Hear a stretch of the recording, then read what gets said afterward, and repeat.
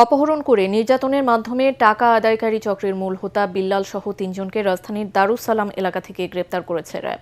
সংবাদ সম্মেলনে সংস্থাটি জানায়, চক্রটি দারুস সালাম এলাকায় একটি পরিত্যক্ত ভবনে অপহৃতদের নির্যাতন করে পরিবারের কাছ থেকে মোটা অঙ্কের টাকা আদায় করত। অপহরণের শিকার মাহফুজুর রহমান সেই ভয়াবহ রাতের অভিজ্ঞতা বর্ণনা করতে গিয়ে আবেগ আপ্লুত হয়ে পড়েন। আরও জানাচ্ছেন মিজান শাহজাহান।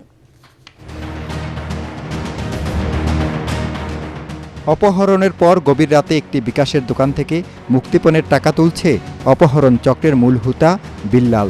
সেই দৃশ্য ধরা পড়ে সিসিটিভি ক্যামেরায়। এর আগে গত ৭ জুলাই রাত 12:30টার দিকে রাজধানীর কল্যাণপুরের দারুস সালাম এলাকা থেকে এক ব্যবসায়ী ও তার ছেলেকে ৫ লাখ টাকা মুক্তিপণের দাবিতে অপহরণ করে একটি চক্র। পরে একটি পরিত্যক্ত ভবনে নিয়ে ছেলের সামনে বাবার উপর চালানো হয় ভয়াবহ নির্যাতন। এক পর্যায়ে নির্যাতনের মুখে ভুক্তভোগী পরিবার ৫০,০০০ টাকা মুক্তিপণ দিতে বাধ্য হয়। মুক্তিপণের টাকা পাওয়ার পর বাবা ছেলেকে ছেড়ে দেয় অপহরণকারীরা।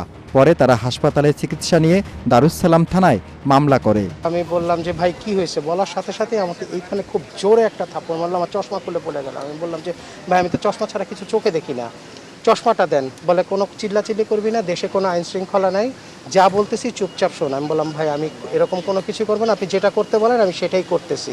ঘটনার পর ছায়া তদন্ত শুরু করে র্যাব ৪। তদন্তের এক পর্যায়ে অপহরণ চক্রের মূল হোতা বিল্লাল সহ ৩ জনকে গ্রেপ্তার করা হয়। সঠিক প্যাড আর সঠিক তথ্য দিয়ে ইস্যু সামলে নিব এক হয়ে। Monalisa sanitary napkin. সংবাদ সম্মেলনে র্যাব জানায়, বিভিন্ন পেশার আড়ালে দীর্ঘদিন ধরে অপহরণ ও মুক্তিপণ আদায় করে আসছিল চক্রটি। ভিকটিম মোহাম্মদ মাহফুজুর রহমান একজন ব্যবসায়ী, তাকে দেশীয় অস্ত্রের মুখে জিম্মি করে এবং সেখান থেকে দারুস সালাম টাওয়ারের পাশে দিয়ে একটি পুরাতন একটি ভবনের ছাদে নিয়ে যায়। বিভিন্ন ধরনের তথ্য প্রযুক্তি, গোয়েন্দা তথ্য সংগ্রহ এবং বিশ্লেষণ করি এবং এক পর্যায়ে আমরা নিশ্চিত হই আসামিদের অবস্থান। র্যাব আরও জানায়, গ্রেপ্তার হওয়া ব্যক্তিদের বিরুদ্ধে মাদক ছিনতাই সহ বিভিন্ন অপরাধে একাধিক মামলা রয়েছে। চক্রটির অন্য সদস্যদের গ্রেপ্তারে অভিযান অব্যাহত রয়েছে। মিজান শাহজাহান, এটিএন বাংলা, ঢাকা।